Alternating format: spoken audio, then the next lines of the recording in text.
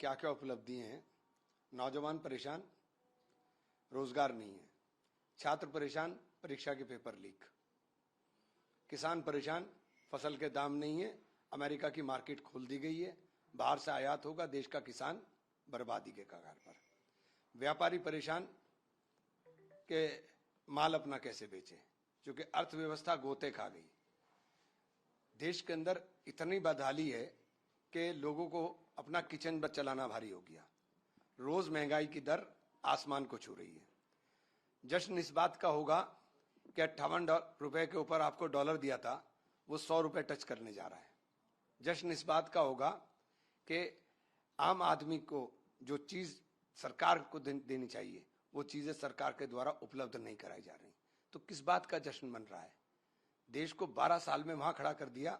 काम विश्व शक्ति हुआ करते थे, विश्व गुरु की बातें आप जब करते थे, विश्व गुरु, तो ऐसे विश्व गुरु होते हैं कि अमेरिका के राष्ट्रपति कहे कि मुझे मोदी जी ने फोन किया कि मुझे भी बुलाओ। ये विश्व गुरु होते हैं। विश्व गुरु वो होता है जब पंडित जवाहरलाल नेहरू भूखा देश मिला था, न खाने को अन्न था, न बनाने को कपड़े थे, कारखाने थे, न सिंचाई के लिए डैम थे, न देश के अंदर खाद्यान्न पैदा होता था।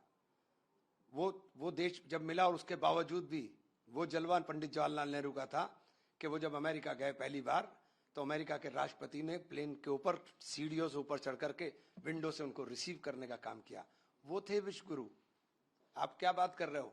देश के कल कारखाने उन्होंने लगाए, देश के बड़े बड़े संस्थान उन्होंने बनाए, देश को एक नई दिशा, जिस रोड मैप के ऊपर आज देश खड़ा है वो पंडित जवाहरलाल नेहरू ने दिया।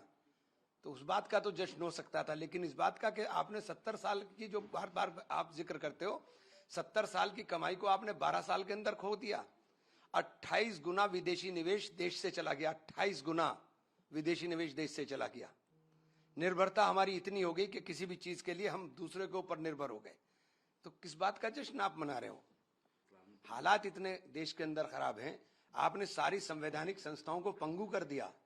इलेक्शन कमीशन जिसका निष्पक्ष होना देश के लोकतंत्र के लिए जरूरी है, इलेक्शन कमीशन बायस्ड होकर के काम कर रहा है।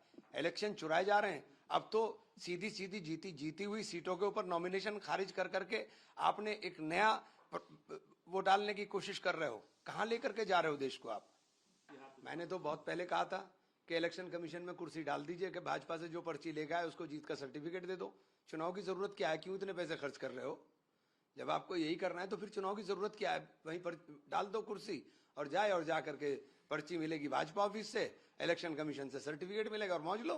कहां फिर चुनाव करेगा? मतलब देखिए बहुत खराब स्थिति है। क्या आप क्या साबित करना चाहते हो? आप विपक्ष भी आप ही रहोगे, पक्ष भी आप ही रहोगे। नया फॉर्मूला आपने तलाश लिया, तोड़ करके अपने आदमी को आपने नेता प्रतिपक्ष बना दिया। तो देश के अंदर आवाज ही नहीं उठने देंगे आप देश के अंदर उठने वाली तमाम आवाजों को शांत करा देंगे। कभी डराएंगे, धमकाएंगे, पैसा का लालच देंगे, मतलब साम दाम दंड सब इस्तेमाल कर करके आपको हर सूरत में सत्ता में रहना है बस।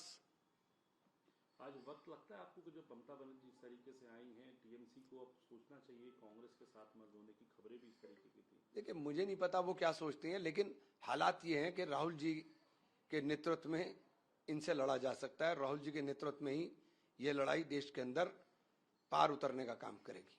तो टीएमसी को इस पर विचार करना चाहिए कि कांग्रेस के साथ मर्ज करे अपनी पार्टी। देखिए ये उनका फैसला है, मेरी व्यक्तिगत राय हो सकती है, ये उनका फैसला है। आपकी व्यक्तिगत राय? मेरी व्यक्तिगत राय है। उनके रास्ते बंद हो जाएंगे जैसे ही वो आ जाएंगे, कोई तो भाग नहीं पाएगा, सदस्यता जाएगी। देश का दुर्भाग्य है कि भारतीय वायुसेना जो है वो पर्चे कराएगी, यानी आपका सिस्टम पूरा फेल हो चुका है।